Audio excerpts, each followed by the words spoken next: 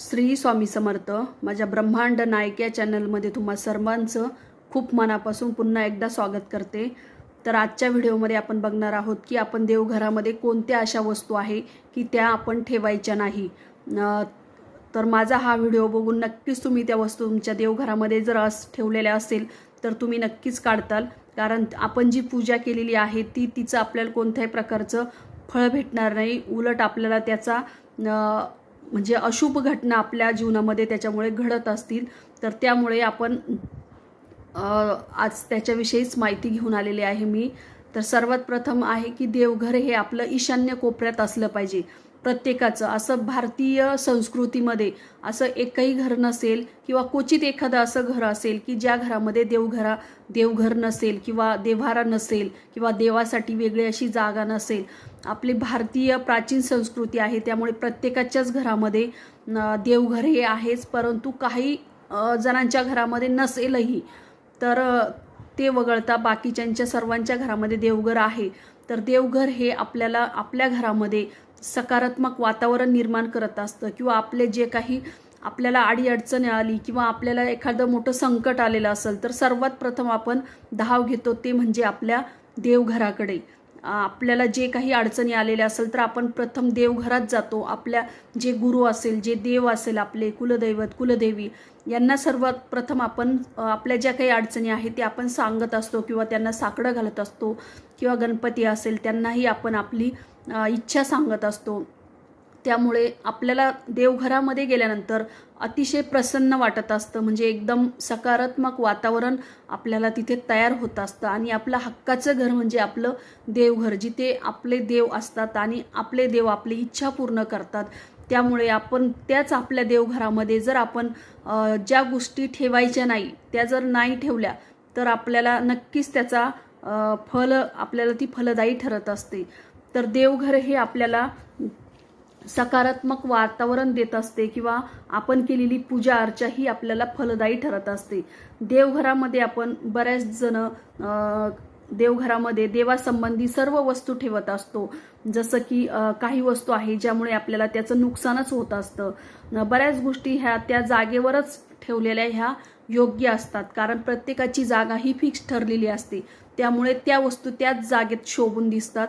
तर त्यामुळे आपण आपल्या देवघरामध्ये आपले श्रद्धास्थान असलेले जे काही देव असतात, देवी असतात, देवता असतात, मूर्ती असतात, फोटो असतात त्यांचे, तर त्यांचे मनोभावे दररोज पूजा करत असतो. त्यांचे फोटो ठेवत असतो.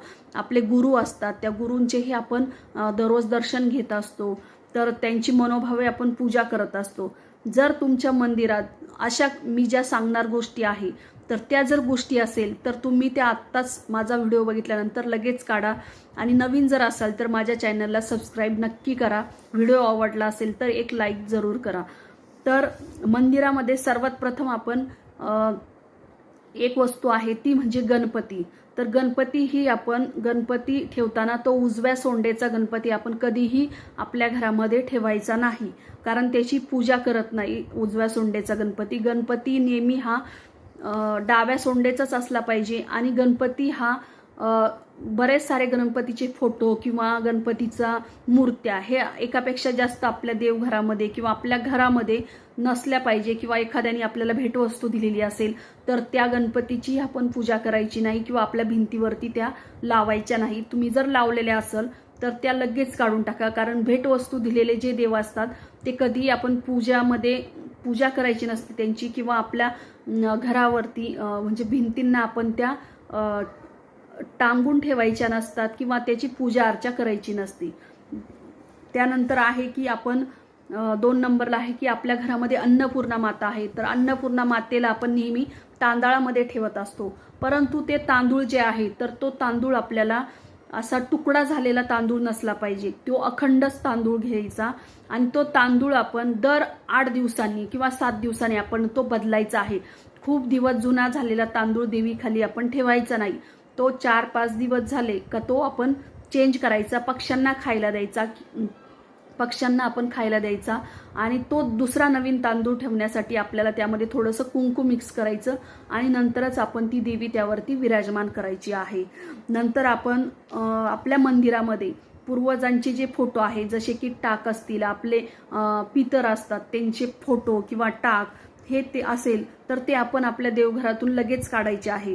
यामुळे आपल्या घरामध्ये अशुभ लहरी संचार करत असतात, अशुभ परिणाम आपल्याला होत असतात.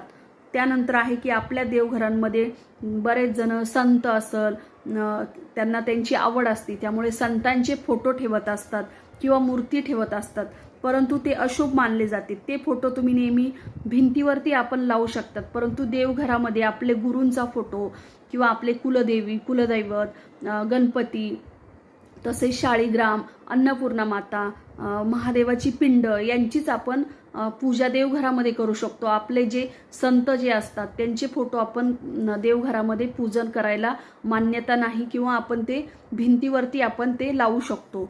तसेच आपल्या घरामध्ये म्हणजे देवघरामध्ये भैरवांचा फोटो असेल किंवा शनीचा मूर्ती असेल किंवा महादेवाचा फोटो असेल किंवा महादेवाची मूर्ती असेल किंवा काली देवीचा जो फोटो किंवा मूर्ती असेल, ह्या देवांच्या मूर्त्या आपण किंवा फोटो आपल्या देवघरामध्ये ठेवायचे नाही, कारण यांचं वास्तव्य हे नेहमी बाहेरच असतं. जसं की भैरव हे उग्र देवता आहे, तसंच शनीला लेडीज शक्यतो लांबूनच दर्शन घेत असतात, त्यांना स्पर्श करायचा नसतो. तसेच महादेवाचं स्थान हे नेहमी स्मशानामध्ये असतं. आणि काली देवी ही कालिका माता आहे, तिचं उग्र रूप धारण करत असते, त्यामुळे ती आपण घरामध्ये आपण तिची पूजा करायची नसती किंवा आपल्या घरामध्ये तिची फोटो पूजा वगैरे करायची नसती.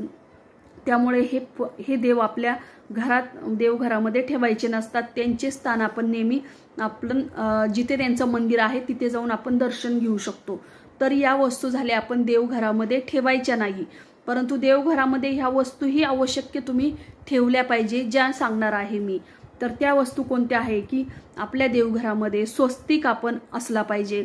स्वस्तिक म्हणजे काय तर आपण जे देवघरामध्ये रांगोळी काढत असतो, दररोज आपल्या दारामध्ये आपण रांगोळी काढायची आहे आणि ती स्वस्तिकचीच काढायची आहे. मग बाकी तुम्ही कोणतीही रांगोळी काढा, कारण स्वस्तिक हे मांगल्याचं प्रतीक आहे, शुभतेचं प्रतीक आहे. आणि या स्वस्तिक बरोबरच आपण 2 कडेनी 2 उभ्या रेषा मारायच्या आहे, ती म्हणजे रिद्धी सिद्धी. त्यामुळे आपल्या घरामध्ये नेहमी शुभ घटना घडत असतात किंवा आपल्या घरामध्ये नेहमी पॉझिटिव्ह एनर्जी येत असते. त्यामुळे आपल्या देवघरासमोर आणि आपल्या दारासमोर मुख्य प्रवेशद्वाराजवळ नेहमी स्वस्तिक आपण काढलं पाहिजे. त्यानंतर आहे की आपल्या देवघरासमोर आपण दररोज कलश म्हणजे आपल्या देवघरामध्ये आपण कलश स्थापन केला पाहिजे. बऱ्याच जणांच्या घरामध्ये कलश स्थापन केला नसतो, परंतु कलश स्थापन केल्यामुळे आपल्या घरामध्ये शुभ लहरी निर्माण होत असतात आणि आपल्या घरावरती जे काही संकट येणार असतात ते संकट कलश ओढून घेण्याचं काम करत असतो. त्यामुळे आपल्या घरामध्ये नेहमी वातावरण पॉझिटिव्ह असतं आणि आपल्या घरावरती कोणत्याही प्रकारचं संकट येत नाही. त्यामुळे एकतरी कलश आपण नेहमी आपण पूजा अर्चा करताना आपण कलश स्थापन करतो, का तर आपली पूजा व्यवस्थित व्हावी आणि कलश हा परिपूर्ण असतो म्हणून आपण तो स्थापन करत असतो. तसा कायमस्वरूपी आपल्या देवघरामध्ये एक कलश स्थापन केलेला पाहिजे. त्यानंतर आपल्या घरामध्ये शंखाची स्थापना केली पाहिजे. आपल्या देवघरामध्ये एक तरी शंख असला पाहिजे, कारण लक्ष्मी मातेला शंख हा अतिशय प्रिय आहे. म्हणजे तो वाजणारा असो किंवा न वाजणारा असो, परंतु शंख आपल्या देवघरामध्ये असला पाहिजे. आणि शंख जर असेल तर आपल्या घरामध्ये लक्ष्मीची कधीही कमी पडत नाही, नेहमी ती आपल्या सदैव पाठीशी लक्ष्मी आपल्या बरोबर असते. त्यानंतर आहे की आपल्या घरामध्ये जी घंटी आहे, आपण जी देवपूजा ज्यामुळे परिपूर्ण होत नाही, आपण नेहमी देवपूजा झाल्यानंतर दिवा ओवाळतो त्यावेळेस आपण घंटीचा नाद करत असतो, कारण आपण देवांना जागृत करत असतो. आपल्या घरातील ज्या निगेटिव्ह एनर्जी आहे त्या घंटीमुळे घाबरून बाहेर जात असतात किंवा निगेटिव्ह एनर्जी ही आपल्या घरामध्ये घंटीचा नाद केल्यामुळे तो प्रवेश करत नाही.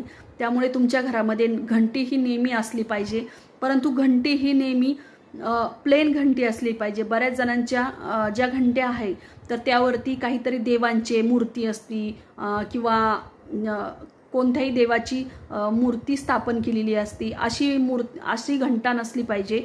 तर घंटीचा जो दांडा आहे तो नेहमी प्लेन घेतलेला असला पाहिजे. तर या पद्धतीने जर तुम्ही तुमच्या घरामध्ये चेंजेस केले देवघरामध्ये, किंवा ज्या वस्तू नाही आहे त्या ठेवल्या पाहिजे, ज्या वस्तू अनावश्यक आहे त्या वस्तू जर तुम्ही काढून टाकल्यात तर नक्कीच पॉझिटिव्ह एनर्जी आणि तुम्ही जी पूजा करत असतात ती फलदायी ठरत असते आणि तुम्हाला चांगल्या प्रकारचं त्याचं एक प्रकारचं फळ भेटत असतं. श्री स्वामी समर्थ.